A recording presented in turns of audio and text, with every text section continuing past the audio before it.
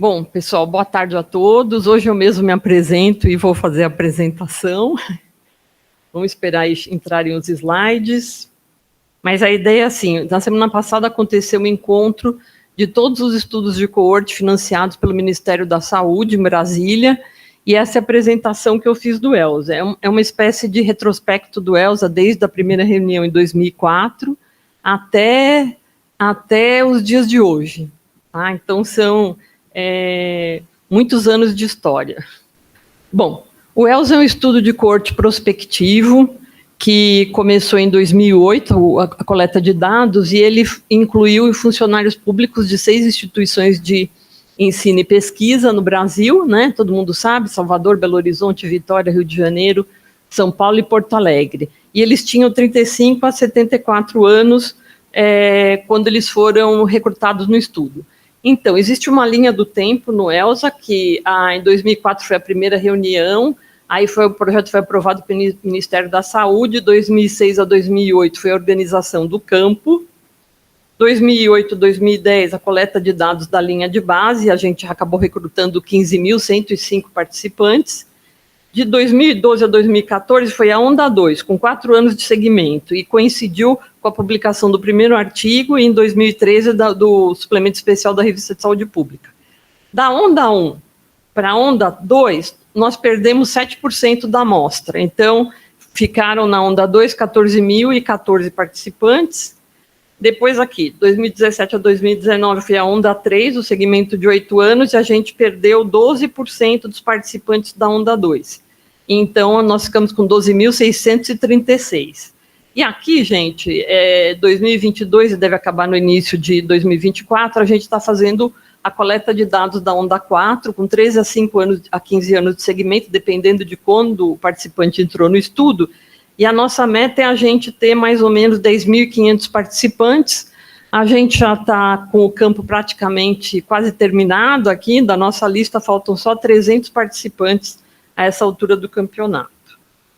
Bom, o ELSA ele tem o quê? Tem um comitê diretivo, que são 2 representantes de cada estudo, e tem os comitês especializados. Então, por exemplo, o Centro de Leitura de Eletrocardiografia fica em Minas Gerais. O Centro de Leitura de Geoprocessamento fica no Rio de Janeiro. E a gente também tem o Centro de Dados, né? O Centro de Dados, ele usou tecnologia totalmente nacional para fazer, e ele é responsável por fazer a entrada de dados na plataforma online. Ele também gera as bases de dados que a gente analisa, e ele também gerencia o comitê de publicações, onde sempre você vai postando as novas análises a serem feitas. Tem também o Laboratório Central e o Biorepositório Central, que fica aqui em São Paulo, né? E tem o Centro de Investigação aqui, mostrados pelos seus vários logos. Bom, a gente tentou trabalhar, mais ou menos, com um core de exposições, que são os questionários que perguntam sobre vários fatores de risco cardiovasculares, características sociodemográficas. A gente tem um laboratório que fez em todas as ondas, glicemia de jejum, glicemia, teste de tolerância oral à glicose, a glicada, enzimas hepáticas, ácido úrico, hemogramas, hormônio tiroidiano, microalbuminúria e sódio urinário, e a antropometria também fez parte de todas as ondas. Aí, por exemplo, na onda 1 foi feita a variabilidade da frequência cardíaca, foi feita a velocidade de onda de pulso, que é um exame que mede a rigidez arterial, quanto maior a rigidez, maior a mortalidade cardiovascular. A gente fez a espessura de íntima média de carótida e repetiu na onda 3. Tá? O score de cálcio, né, deposição de cálcio nas coronárias, a gente mediu na onda 1, na onda 2, e agora está medindo de volta na onda 4. A polissonografia medimos na onda 1 e estamos medindo de volta na onda 4. Na onda 2, né, foi introduzida a bioimpedância, a medida de força pelo dinamômetro e a bateria funcional para o idoso. Na onda 3 foi incluída a actigrafia. O questionário de frequência alimentar e o questionário para o diagnóstico psiquiátrico, né, o QFA e o CISR, eles foram aplicados na onda 1, na onda 3 e na onda 4, e a ideia é que sejam aplicados sempre em todas as ondas. Bom, essa é a nossa bioteca, né? É um repositório que serviu aqui de modelo para vários outros repositórios que usaram nitrogênio no Brasil afora, aí, o do Einstein, o do Ciro, da Faculdade de Medicina, do Instituto do Câncer. São 12 tanques de nitrogênio com capacidade para 900 mil a 1 milhão de amostras. Isso foi uma inovação, a gente ter usado o nitrogênio em vez dos freezer a menos 80. Deu muito mais segurança para a gente. A gente guardou também as amostras dentro desses tubinhos de plástico que são as palhetas. As palhetas, elas são mais caras do que os criotubos, mas no mesmo espaço onde eu ponho 40 mil criotubos, eu consigo, com os racks mais modernos, colocar 136 mil palhetas. Então, para a gente ter realmente o número de amostras que a gente tem hoje em dia, a gente precisou realmente usar as palhetas, né? As palhetas, elas vão sendo postas dentro de cilindros, que vão sendo postas dentro de outros cilindros e vão se empilhando dentro do tanque. Qual é a vantagem da gente ter um estudo de coorte agora com 13 anos de segmento? É a questão da gente poder fazer 2 tipos de desenho epidemiológico, que é o caso controle aninhado e o caso coorte, que a gente vai ver aqui do lado. Então, por exemplo, tem um estudo que está rolando agora, que é sobre o papel da poluição na incidência da doença renal, aí, seguindo os critérios aí do padrão ouro do CADIGO. Então, a informação sobre poluição foi tirada nas estações medidoras de São Paulo, 2008 a 2010, pode ser a mais próxima da casa do participante, pode ser a mais próxima do trabalho, depende do que vai ser analisado, e nós temos mais ou menos 350 casos de incidente de doença renal crônica. E aí, o que eu faço? Eu seleciono 350 participantes pareado por idade, sexo e outros fatores, né? E eu vou ver se no passado os participantes que desenvolveram doença renal crônica, eles foram mais expostos à poluição entre 2008 a 2010, né?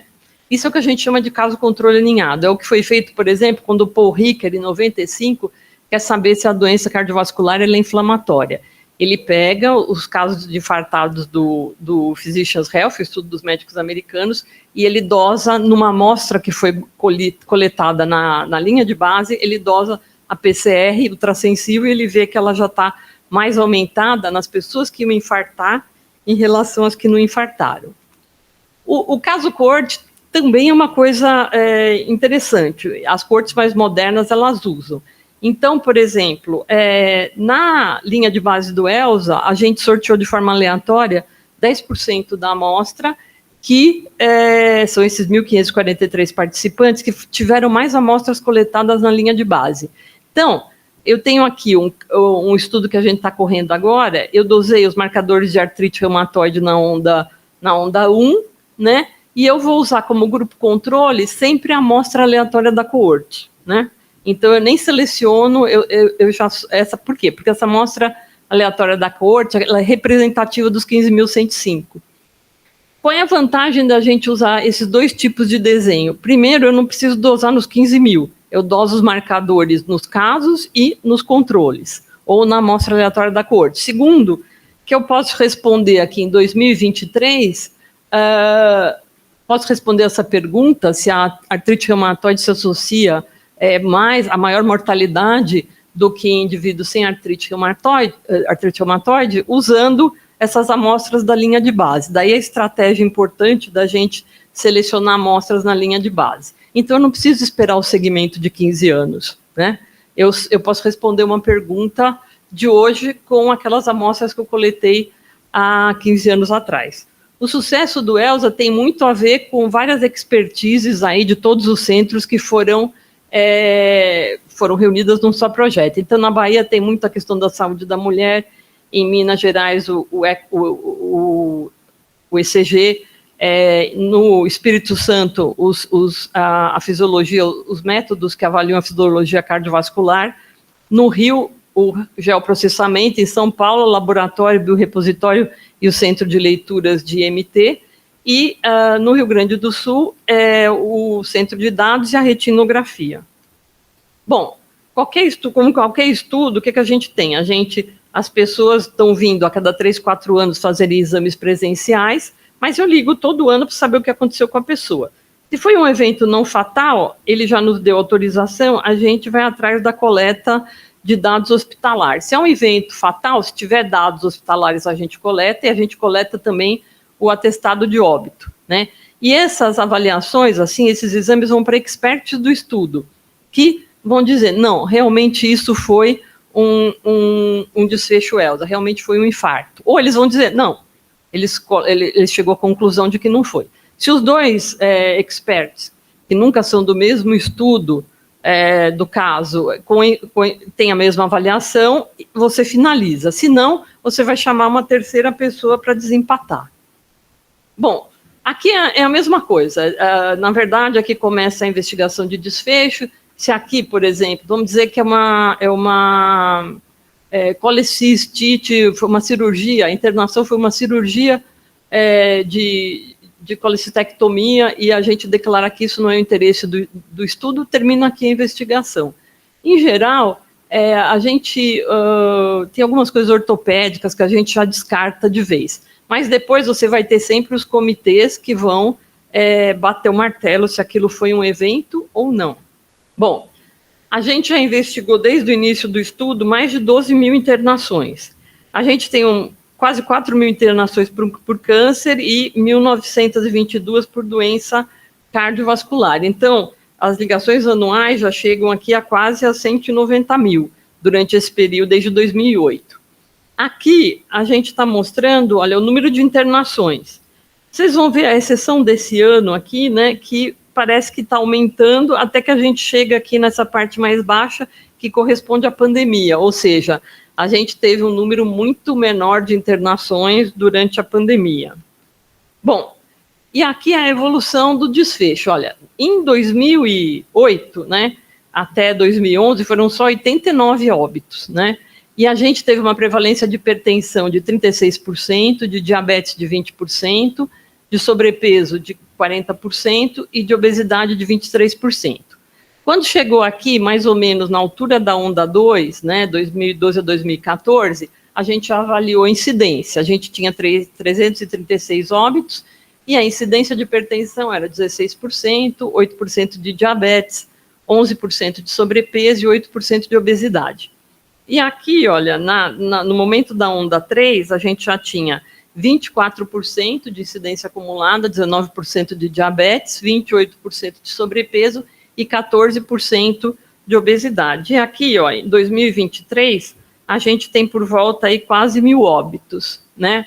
Esse daqui são os óbitos quando eles foram adjudicados até 31 de dezembro de 2018, então é um número menor, são 563 óbitos, né?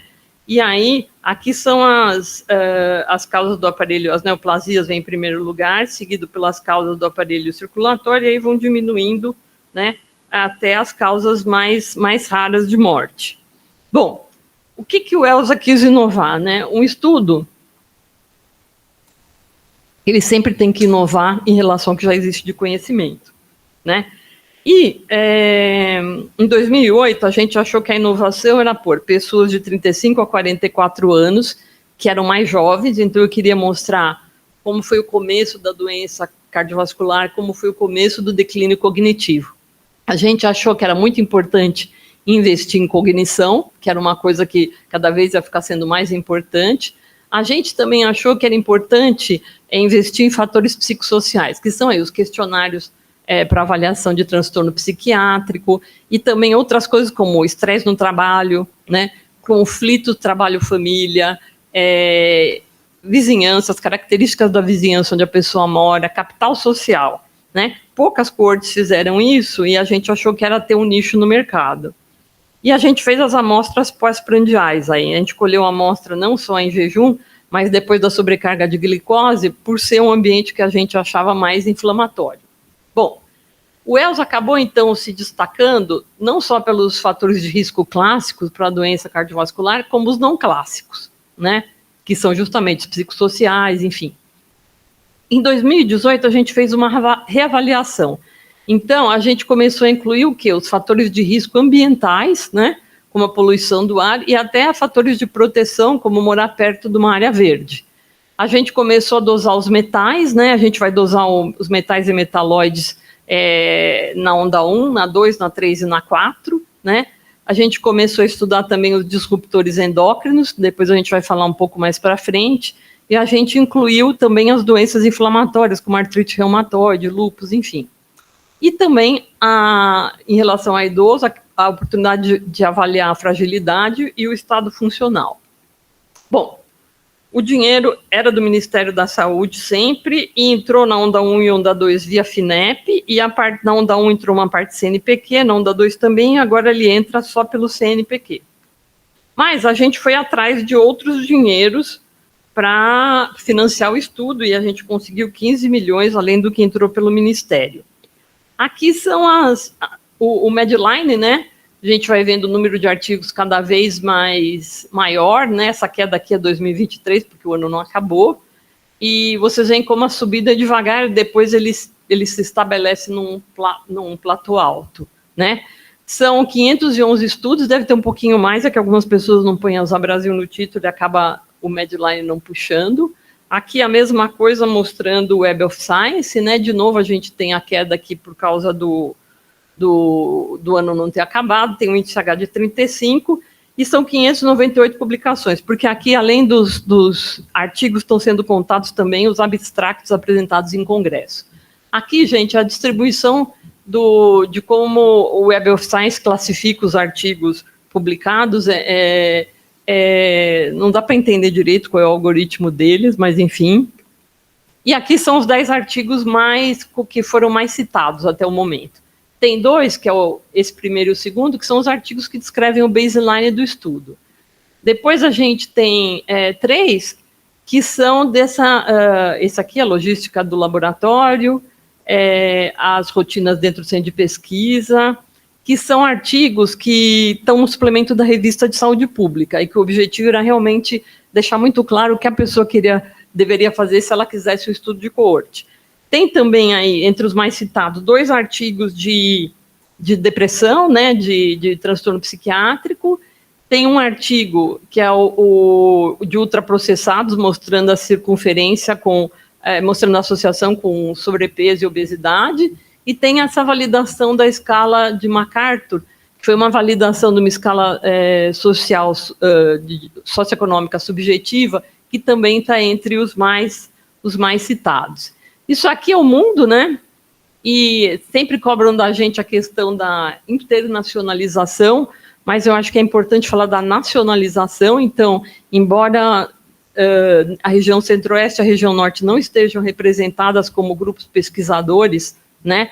Atualmente a gente tem todas as regiões analisando os dados do ELSA, né? E tem nossos parceiros internacionais, os Estados Unidos, parceiros na Europa, e aí novas aquisições. A gente tem investido muito atualmente em construir parcerias na América Latina com países de média e baixa renda, como o Brasil. A gente tem um parceiro aqui na África, mas na verdade é uma universidade francesa na Ilha de Reunião, e tem um parceiro na Ásia. Bom, quando a gente começou o ELSA, foi nos dada também uma incumbência, não era só produzir artigo, enfim, que a gente tinha que formar gente para trabalhar em pesquisa. E ao longo do tempo a gente foi formando, 350 estagiários, né, para iniciação científica 5, são mais ou menos 50 iniciações científicas, 200 mestrados concluídos, mais de 250 doutorados, pós-doutorados tem mais de 70, TCCs mais de 120, 13 bolsas de capacitação técnica, e aqui os bolsistas de longa duração. Do CNPq foram 606, da Fiotec 290, a Fiotec é a fundação da Fiocruz, e a Fundep é a fundação da UFMG, mais 201. Então a gente acabou formando mais de 2.100 bolsistas, né, que caíram no mercado de trabalho com uma expertise maior, né, um posicionamento melhor do que quando eles entraram no ELSA. A gente tem muitos bolsistas que vêm de faculdades particulares, às vezes com dificuldade no inglês, e uma das coisas que a gente tem que discutir é que, assim como a gente tem cotas na graduação, talvez a gente precise de cotas na pós-graduação também. Bom, isso aqui é o suplemento da Revista de Saúde Pública, esses aqui são os artigos mais citados, e é um making-off, né? Então, a gente descreveu passo a passo como fazer para montar um estudo de coorte. Todos esses questionários, gente, eles estão disponibilizados no site do estudo e são de uso livre, nem precisa pedir autorização. Bom, aqui é o mapa dessa aqui, do International 100 Cohorts Consortium, que é um consórcio de coortes com mais de 100 mil participantes. O ELSA está aqui, ó, com 15 mil participantes. Nós somos convidados, embora a gente não tenha os 100 mil, por duas razões. A primeira dessas razões é que o ELSA, ele mediu as exposições com grande detalhamento. Isso é o que se chama hoje uma coorte com muita granularidade. E a outra questão é que ele traz dados de uma população que é única no mundo, com ancestralidades europeia, africana e ameríndia, né? E que era interessante para você incluir o ELSA para você conseguir generalizar os dados também para populações semelhantes à nossa. Vocês podem ver aqui, ó, que a grande parte das coortes está no hemisfério norte, né? Muito poucas no hemisfério sul. Brasil, Chile, tem uma na South África que é bem simples, porque coletou exposições na linha de base e depois é tudo seguido só pela questão da mortalidade. E a Austrália não. A Austrália tem coortes bem definidas, aí com mais de 100 mil. Bom, aqui, para destacar o papel de alguns estudos, né? A Bahia, com a sua preocupação com a saúde da mulher, fez um projeto que era a terapia de reposição hormonal e incidência de hipertensão na pós-menopausa. Os resultados não mostraram nenhuma associação, mas ganhou um mini editorial aqui no Arquivos de Cardiologia. O Espírito Santo, ele participou muito da questão da validação do QFA, da criação do QFA, da validação, né? Então, foi feita a validação na população do estudo, depois a gente conseguiu construir, a partir desses dados, um QFA mais curto, né, para a gente poder aplicar em todas as ondas, né, porque o QFA demora bastante para ser aplicado. E depois, na onda 3, a gente fez 3 recordatórios em momentos diferentes do tempo e criou um fator de calibração do nosso QFA, que ajudou muito a melhorar os nossos resultados. E a gente tem também uma pequena amostra de 101 participantes, onde foram feitas outras validações, como com água duplamente marcada, e também os dados desses 101 participantes foram muito explorados na questão da metabolômica. Alguns resultados já saíram, outros estão em andamento. Aqui é um artigo de Minas Gerais, onde na verdade, por inteligência artificial, se você calculava a idade daquela pessoa baseada no eletrocardiograma. E depois você comparava esse resultado com a idade cronológica. Quando você tinha uma diferença maior do que 8 anos entre a idade do ECG e a idade cronológica, isso definia um grupo de risco que estava associado com o aumento da mortalidade cardiovascular. Então, é um jeito de você usar o ECG como um preditor de risco. Aqui é um estudo do Rio de Janeiro que viu aí a prevalência, o quanto que a pessoa sabia que ela era hipertensa, se era tratada, e se era tratada, se estava controlada. E o que esse estudo mostra é que mesmo numa população com mais acesso à internação e à saúde, o baixo nível socioeconômico se associa sempre a um prognóstico pior em termos de controle da hipertensão. Isso aqui é um artigo de São Paulo, onde a gente usou a fibrilação atrial, usando tanto as pessoas que têm a fibrilação no ECG, mas também as pessoas que diziam que tinham, né? Provavelmente o caso onde a FA não ela é paroxística, ela vai, entra, sai, enfim. E os resultados foram interessantes porque foram muito, muito semelhantes, os resultados tanto pelo eletro como pelo ECG, como pelo auto referido. E esse trabalho aqui, que ganhou um prêmio aí de melhor publicação científica de 2022 na Sociedade Brasileira de Cardiologia, o que acontece?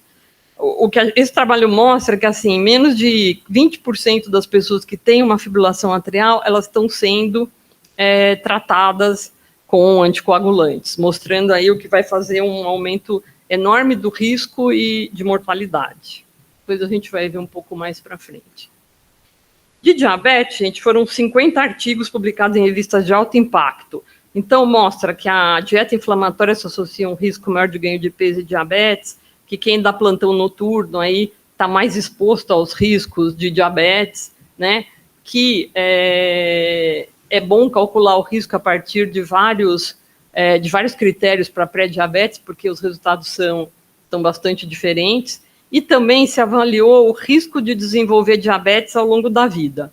Então, aqui é um dado do baseline que mostra, à medida que a pessoa envelhece, aumenta a chance dela ser diabética, dela ter intolerância à glicose, dela ter alterações da glicemia em jejum, enfim, isso só cresce ao longo do tempo.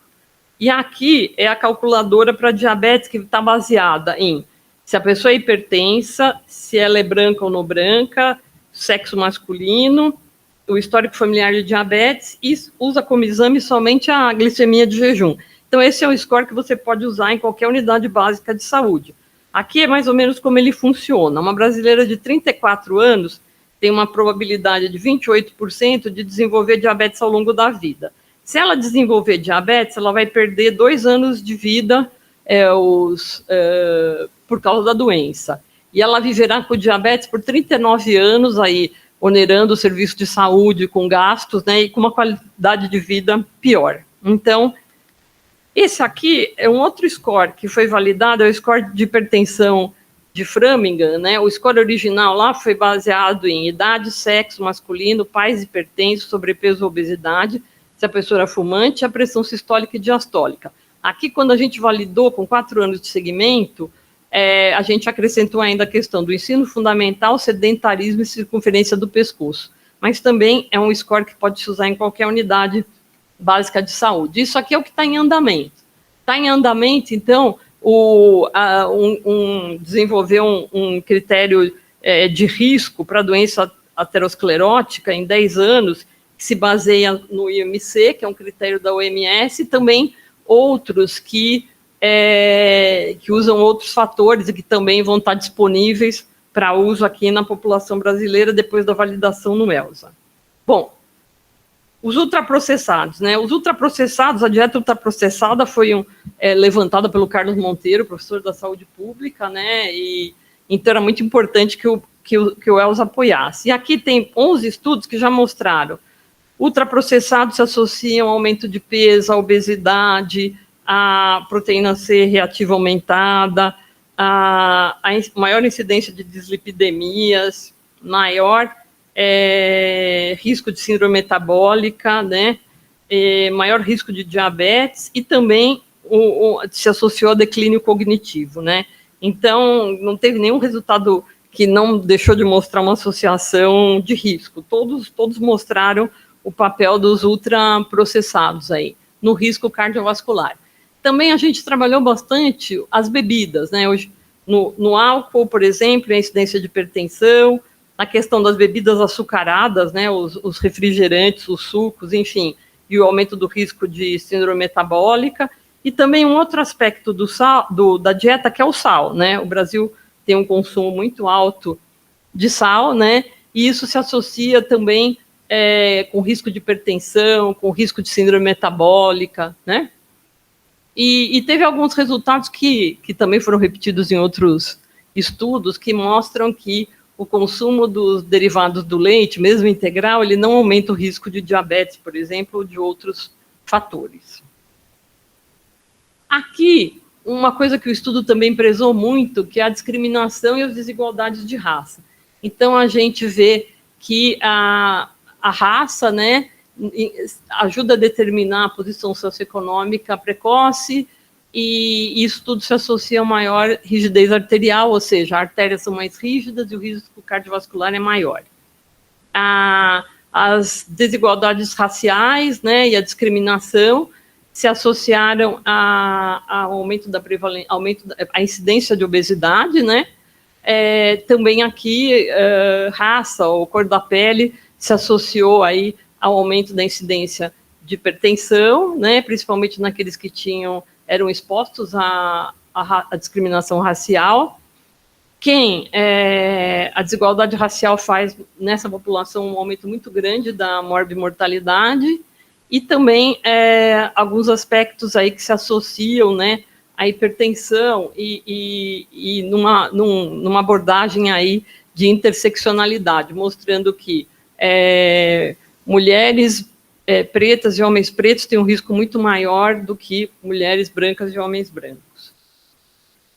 Bom, aqui os aspectos do trabalho. Aqui eu citei os artigos que eram de conflitos trabalho-família, né? Tem milhões de estudos aí, outros no ELSA. Mas aqui mostrando o conflito trabalho-família e o aumento do peso, aqui é um outro aspecto do trabalho em casa, mostrando que as pessoas que começaram a trabalhar em casa aí na pandemia, elas têm um risco maior de transtornos mentais. Quanto menos ela tem, ela pode controlar o tempo que ela trabalha, né? Aqui também fala a questão que se associa ao binge eating. Aqui está falando do conflito família-trabalho e o papel do gênero. Aí as mulheres acabam sendo mais afetadas que os homens. E aqui mostrando que o conflito trabalho-família se associa com o pior perfil de fatores de risco cardiovasculares, usando os critérios aí da Associação Americana de Cardiologia. Aqui a questão com a aterosclerose subclínica. Então, a gente vê o impacto baixo dos fatores de risco cardiovasculares clássicos na determinação da variabilidade do IMT. Aqui no ELSA chegou a 40%, em alguns estudos americanos chega só a 11%. Aqui a gente tentou estudar se a aterosclerose subclínica se associava a algum padrão específico de dieta, mas não se encontrou nenhuma associação. E aí também algumas questões aqui, em sociedades onde a mobilidade social intergeracional é muito baixa, se associam ao aumento do riscos de uma espessura de íntima média de carótida aumentada. E aqui também, né, em algumas situações, os fatores psicossociais, eles se mostraram associados ao maior risco de aterosclerose subclínica. O Fleury, por exemplo, depois que saiu essa distribuição aqui do ELSA, ele passou a adotar a distribuição do ELSA como padrão do normal para a população brasileira. Bom, função tiroidiana, né? A gente tem 28 estudos publicados e o Brasil é considerado um país com uma alta frequência, uma alta prevalência de hipotireoidismo, mas quando os dados do ELSA, o que eles mostram é que o Brasil passou por mudanças muito grandes no perfil sociodemográfico nos últimos 20 anos. Então, a população brasileira envelheceu, e isso aumenta o TSH, a população brasileira aumentou, quase dobrou a frequência de obesidade e sobrepeso, e caiu pela metade a porcentagem de pessoas que fumam. Todos esses são fatores que aumentam os níveis de TSH. Mas quando a gente for ver, no Brasil, grande parte das pessoas estão comendo agora com uma quantidade mais do que adequada de iodo. O ELSA mostra isso numa subamostra, o PNAE-SAL mostra isso também. Mas quando a gente vai ver os anticorpos antitiriperoxidases, que eles aumentam quando você tem mais doença autoimune, e o aumento do consumo de iodo justamente aumenta a porcentagem de doença autoimune, a gente vê que os nossos ATPOs aqui, eles estão dentro do esperado. Então, até esse momento aqui, a gente pode dizer que a população brasileira tem um TSH aumentado, mas não necessariamente um aumento da doença tiroidiana, do hipotiroidismo.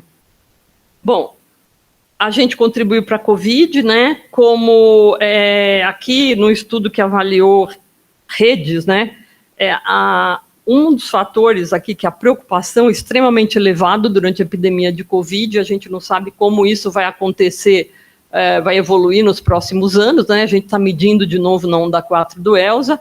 A gente identificou grupos de risco que eram mulheres, jovens, que já tinham transtornos psiquiátricos antes da pandemia e que tinham baixo nível socioeconômico, né? A questão aí da prática de atividade física, que caiu muito, né? A prática de atividade física no lazer durante a pandemia, e as pessoas ficavam inativas em casa. Bom, em relação às questões ambientais, a gente mostrou que aqui em São Paulo, quem mora a menos de 300 metros de de um parque tem uma prevalência menor de hipertensão, isso aqui em São Paulo. Em Minas, já se mostrou, aí eles avaliaram aí por um outro método, mas já se mostrou que morar perto de uma área verde se associa a uma prevalência mais baixa de fatores cardiometabólicos no momento da medida da cintura. E a gente fez outros estudos aqui, onde a gente tentou ver a relação entre lugares de muito tráfego e performance cognitiva, não encontrou nenhuma associação. E com essa pesquisa aí do metaloma, a gente já conseguiu determinar no Brasil os níveis que são o padrão de referência de metais e metalóides na urina no Brasil. Agora a gente vai trabalhar também com a questão do sangue.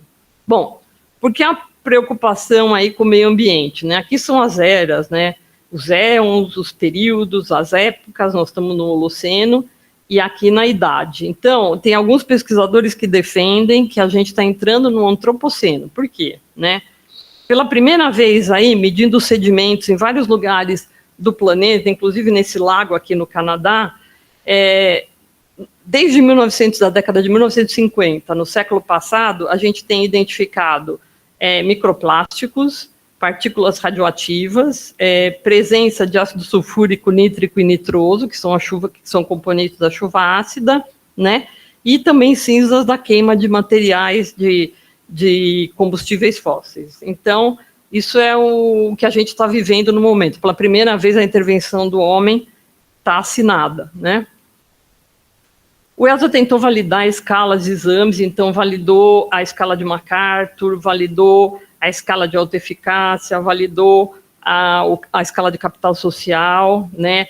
As perguntas que a gente usou para caracterizar conflitos trabalho-família, e fez, inclusive, validação de alguns equipamentos. Por exemplo, a nossa polissonografia portátil, né? Ela foi comparada com a polissonografia normal, feita no hospital, com resultados bastante interessantes. Bom, o que mais que o ELSA falou em termos aí? Bom, o baixo uso de anticoagulantes no tratamento da fibrilação arterial, né? O André mostrou que tem muito deprimido que não está tomando antidepressivo, mas tem muita gente sem depressão que está tomando, e todo mundo está tomando um monte de benzodiazepínico, né? A Estela mostrou aqui que a terapia de reposição hormonal está sendo usada em excesso, caiu, mas ainda continua sendo usada em excesso, com durações que não são justificadas e em faixas etárias que também não justificam. A Marina aqui e a Fernanda mostraram, com aqueles participantes que disseram assim, eu tive um infarto antes de entrar no ELSA, mostraram, foi seguindo, né, o número de anos, e viu que menos de 40% faziam prevenção secundária, né, ou seja, tomavam algum medicamento para impedir um novo evento, né, mostrando que mesmo sendo uma população com mais acesso à saúde, a questão da prevenção secundária é péssima. E aqui também o Rodrigo mostrando a questão do uso de levotiroxina, né, na amostra do ELSA, que é muito grande. Então, eu tenho uma inversão do padrão, em geral, para cada 10 hiposubclínicos, eu tenho um hipoclínico, e no ELSA inverte. Inverte porque está todo mundo tomando levotiroxina, e não necessariamente para tratar a doença tiroidiana, pode ser para perder peso, para depressão. Isso não é uma característica única no Brasil. Isso está acontecendo no mundo inteiro.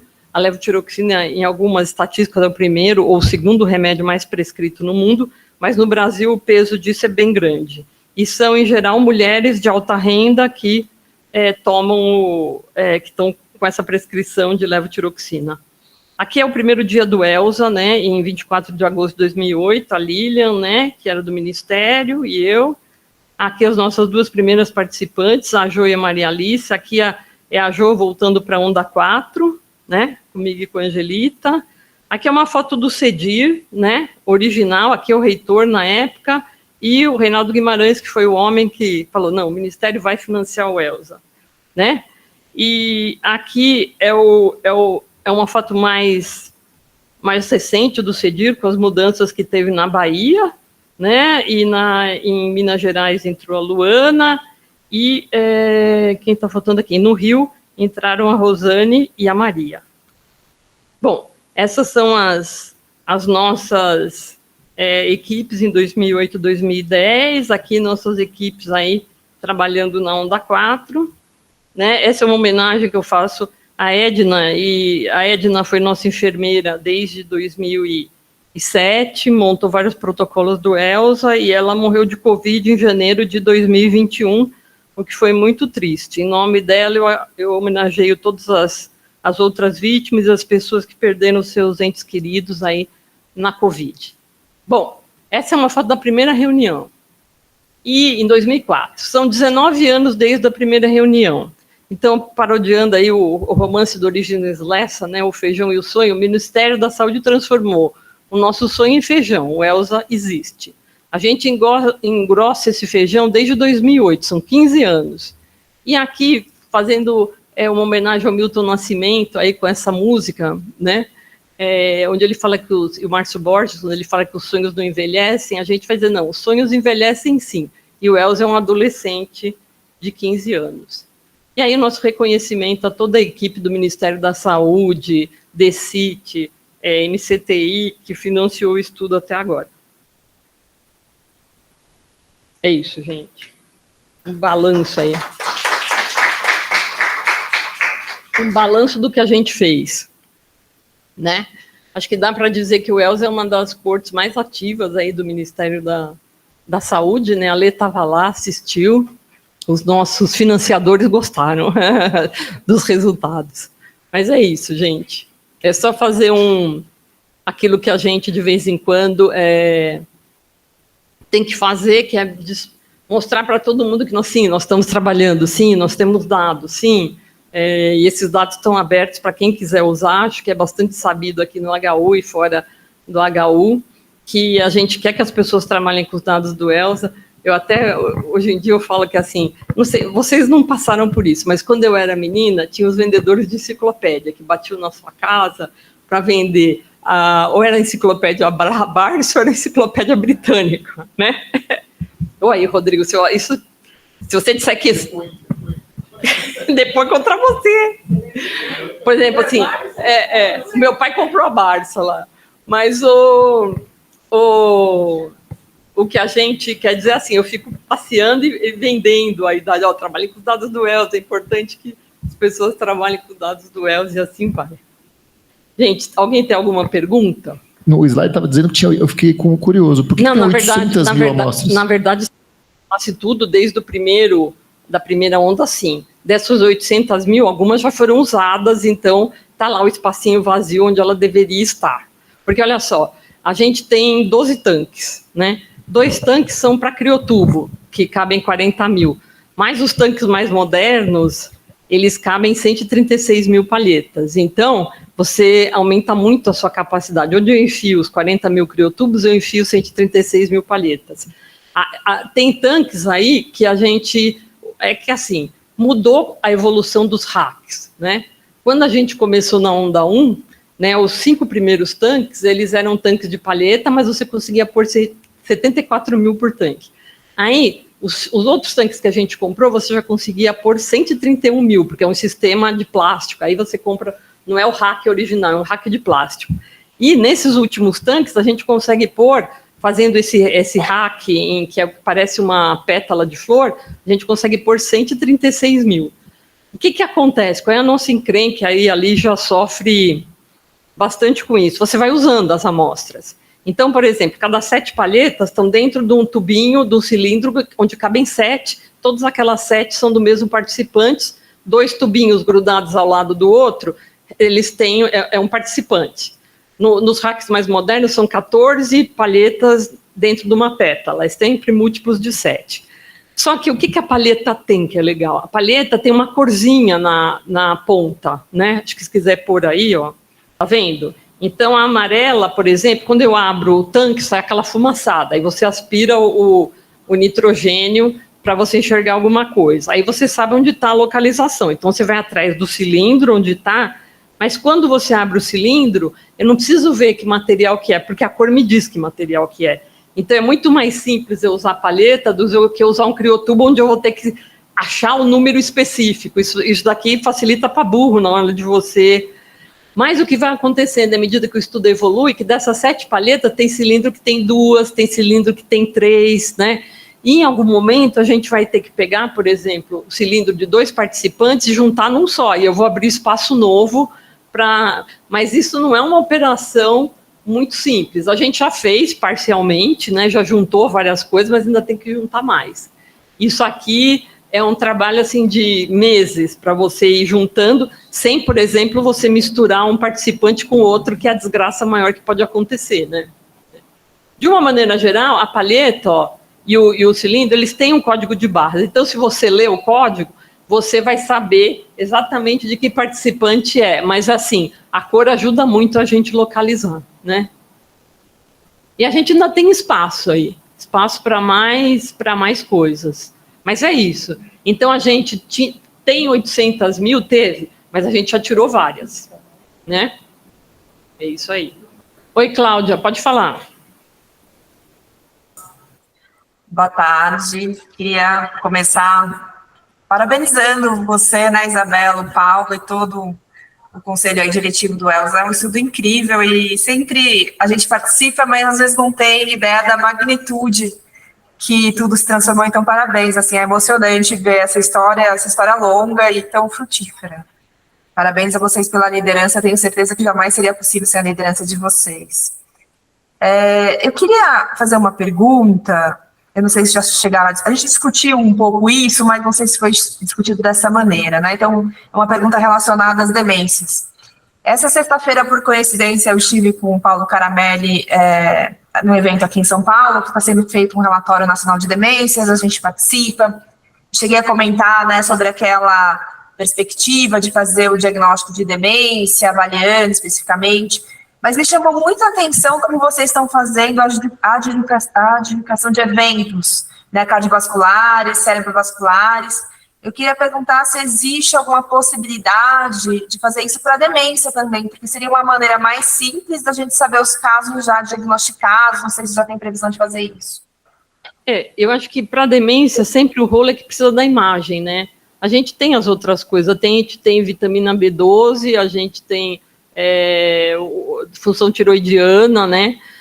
Naquele estudo dos idosos lá do Paulo Menezes, feito no Butantan, ele usou um questionário para definir. A gente não usou esse questionário no ELSA, então acho que a gente precisa da imagem. Aí a questão do temático aí de vocês, né? Numa subparcela, nós vamos conseguir ver quem tem demência e quem não tem, e depois a gente vai tentar conseguir as imagens em todos os outros. É que, por exemplo, o estudo Paulo Menezes, ele usou essa definição por questionário, mas eles eram 2.000 participantes. Então, fazer a imagem em 2.000 é razoável. É o que a gente vai fazer agora no estudo aí do cérebro, né? Vai dar umas 2.000 imagens. Mas fazendo os 15.000 é jogo duro, né? Agora não são mais 15.000, né? A gente acha que, assim, morando nos lugares originais e ainda vindo para as coletas de dados presenciais, a gente vai ter uns 11.000 no máximo, embora a maior parte seja seguida à distância, que as pessoas mudaram de São Paulo, mudaram do Rio, foram para lugares mais baratos, e elas não vêm para fazer a onda, mas elas continuam sendo seguidas. Então é isso, Cláudio, a gente conseguiu um financiamento para uma pequena parte agora, e depois é conseguir mais financiamentos, né? Um dos objetivos que a gente fez, quando indo para o Ministério, é porque nós precisamos de mais dinheiro. É sempre assim, né? A nossa vida não é muito diferente da vida dos americanos. Você precisa de dinheiro para garantir, aí nós conseguimos dinheiro para garantir a onda 4, mas agora a gente precisa seguir as pessoas até a próxima onda. Então, a gente fez um pedido para o Ministério de mais dinheiro, e quem sabe com esse dinheiro a gente consegue fazer mais imagem, né? Mas é isso, né? Basicamente é isso que está faltando. Mas em relação, desculpa só insistir, mas só para entender, em relação, por exemplo, se você tem um evento cardiovascular ou um evento cerebrovascular, isso é feito através do participante contando que tem e passa por um consenso? Ou então, de imagem, é isso? Na verdade, é assim, a pessoa vem a cada 4 anos aqui, mas todo ano a gente liga e pergunta: como é que o senhor está? Aconteceu alguma coisa com a sua saúde? E ela responde sobre ECG, sobre AVC, sobre diabetes, hipertensão, os remédios, a gente pergunta se trocou os remédios, enfim, a gente tem um segmento anual por telefone. Quando as pessoas entraram no estudo, elas autorizaram que a gente fosse atrás do prontuário hospitalar cada vez que ela tiver um evento. Então, toda vez que uma pessoa diz, eu tive um evento, e a gente investiga qualquer internação, não importa pelo que seja, a gente vai lá no hospital, capta esses dados, uma pessoa vai lá, fotografa tudo, esses dados são salvos anônimos em relação ao participante e ao hospital, né?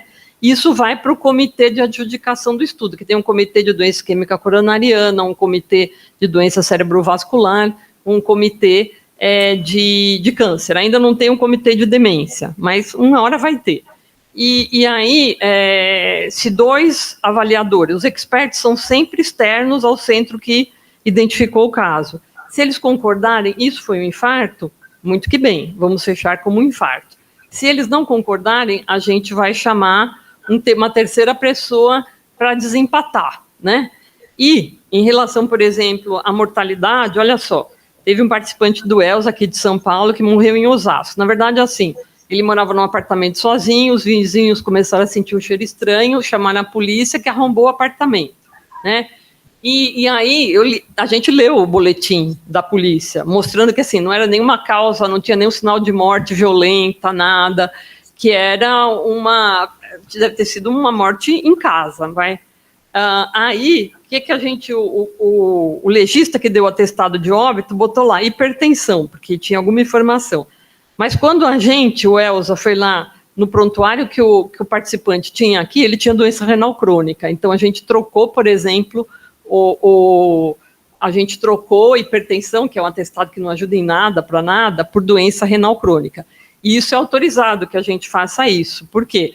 Porque, na verdade, a gente muitas vezes tem mais dados até do que o legista, né? A gente participou de encontros de legistas e é isso mesmo que a gente faz, né? Em relação aos óbitos, assim, por exemplo, em São Paulo é muito simples, porque vai tudo para o PROAIM e uma semana eu tenho atestado de óbito, mas Osasco já é outra cidade. Então, você vai ter que pegar um atestado municipal. Depois que esses atestados são dados, eles vão para a segunda instância, que é a Fundação SEAD, em São Paulo, que vai lá e vê se tem algum... mesmo o PROAIM pode dizer, não gostei desse, tenho dúvidas. Ele devolve o atestado para o HU quando ele fica com alguma dúvida. E o HU responde e devolve para o PROAIM. Aí, se ele morreu fora da cidade de São Paulo, vai para a Fundação SEAD. Aí já tem uma demora de 1 ano até a gente... muitas vezes ter o atestado. E depois que vai da Fundação SEAD, vai para a base oficial do Ministério.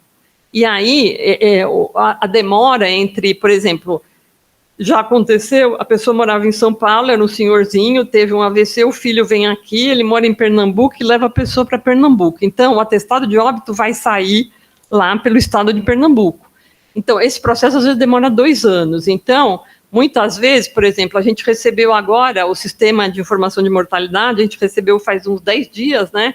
E, por exemplo, a gente tinha mortalidade adjudicada até 31 de dezembro de 2018. E a gente conseguiu algumas mortes a mais que foram feitas em outros estados, enfim, mais para frente. Então, a gente trabalha com aquele dado do momento, mas, por exemplo, agora o nosso dado de mortalidade já incluiu, eram 563 mortos até 31 de dezembro de 2018, agora já é mais gente, porque existe uma demora do dado. Mas é isso, é um processo assim, moroso, né? Principalmente se a pessoa tem um nome comum, o nome da mãe é comum também. Muitas vezes, assim, a gente já recebeu um caso que a gente recebeu do irmão, né? E até descobri que era o outro irmão que tinha um nome super parecido. Então, não é um processo simples, mas é assim. Eu imagino que com o tempo, Cláudio, a gente vai fazer um de demência também. Ou do tipo, saiu a proteína X lá, que essa proteína X tem tudo a ver com Alzheimer, aí você vai lá, dosa a proteína X em todo mundo e faz o diagnóstico de Alzheimer pelas amostras que tinham no... Então, por enquanto, a gente precisa da imagem, né? Eu acho que isso não tem. Desculpa. Acho que para síndrome não precisa nem da imagem nem do sangue, né? Claro, se você tem demência, pode ser demência vascular, Alzheimer, etc. Mas, mas Cláudia... Sendo uma demência não reversível... A gente já ajudaria muito no momento que a gente está. Mas eu acho que aí é o caso de você mesmo, que é uma das pessoas que mais mexe com demência dentro do ELSA, né? Dá para fazer uma proposta, e pelo menos assim, como Minas Gerais cuida do centro dessa parte de demência, mas aqui em São Paulo a gente é livre para fazer o que a gente quiser. Se existe, com os dados que a gente tem, a gente pode classificar. Minha proposta é que você faça isso, né? Nenhuma restrição da gente aqui em São Paulo, né? E acho que com certeza isso beneficia aí o projeto temático do envelhecimento. Então, acho que dá para começar por São Paulo, com os dados que tem, e vamos em frente. Acho que não tem muito nenhuma... É mais encontrar uma pessoa que consiga ter a expertise e tempo para fazer essa classificação. A coisa que é mais complexa no estudo de corte é gente para mexer com os dados, né? Então, se tem pessoas que estão interessadas e têm a expertise, para nós é excelente, vamos em frente, não tem muito o que fazer. Muito obrigada e parabéns novamente. Minha proposta é que você faça aí um fluxo aí, o que a gente deveria fazer aqui em São Paulo para a gente começar a classificar os nossos casos de demência. E aí, vai ter que ter alguém, aí claro, vai ter um investimento de tempo, que é o que a gente, ninguém paga, né? A FAPESP não paga gente para trabalhar no estúdio, e uma coisa que se precisa de estudo de corte é gente. Tá certo. Perfeito, obrigada. Eu concordo com a Isabela, né? Só complementando aí, a gente podia, eu acho, começar por São Paulo mesmo, viu, Cláudia? Aí você precisar ir. E é bom até porque nessa subamostra a gente já vai começar a ter imagem. A Adriana, só complementando, né, da Neuro, ela teve uma ideia muito legal que eu até encaminhei para você para a gente conseguir arrecadar aí uma equipe para ajudar nessa classificação, eventualmente, depois que tiver a logística toda montada, que é um edital onde você pode contratar pessoas especialistas para participar de projetos de pesquisa na forma de ambulatório de atendimento. Então, ela pensou em fazer isso com a doença vascular de pequenos vasos do cérebro, que a gente tem bastante, né, que eu já estou devolvendo. E, como eu falei, aí eu vou até te convidar para você vir um dia aí para ver. E essa queixa, especificamente de esquecimento, a gente fica meio no limbo, né? Porque você não sabe se a perda cognitiva é por causa do envelhecimento ou se a pessoa realmente já está apresentando alguma coisa. Então, eu acho que precisa realmente já estabelecer aí alguns critérios para começar a definir os casos. Mesmo que de uma forma sindrômica, como você falou, mas eu acho que aqui a gente tem mais robustez para começar por São Paulo. Então, acho que se você já quiser começar a deslanchar isso como um braço forte, com a imagem, eu acho que é perfeito. E depois você replica para todo o ELSA. Sim, eu acho que assim... existe essa questão dos centros, né, trabalharem os seus subestudos locais, né, e a gente tem um monte de subestudo aí correndo, o ELSA Cérebro é um subestudo, e eu acho que tudo bem, vamos criar um fluxo para chegar nisso, aí ver se tem mais gente interessada e juntar essas pessoas interessadas para classificar. Para mim, para nós está porta aberta, vamos em frente. Quanto mais dados a gente conseguir, melhor, né? Acabou de sair, acho que abriu hoje tem uma chamada FAPESP, que vai até 8 de dezembro, para equipamentos de pequeno porte aí, para estudos em andamento. Esses seriam equipamentos multiusuários, né, daquele que, por exemplo, como tem alguns aí na clínica médica, por exemplo, no departamento de clínica médica, que que faz uma medida de trabécula óssea e assim... Mas não é só o cara da Reumato que fez o projeto que vai usar, qualquer pessoa pode usar. Até de pensar em pequenos equipamentos aí, sei lá, que pudessem, e a gente faz uma proposta para a FAPESP, tem até 8 de dezembro, é um bom tempo, né? E acho que é uma boa, se tiver alguma coisa que vocês precisem, algo assim, pode ser incluído já nesse edital da FAPESP, com grande chance de aprovação. É isso, um balanço de tudo que a gente fez nos últimos anos e, claro, podemos fazer muito mais coisa, como, por exemplo, a sua sugestão, Cláudia. Vamos encerrar.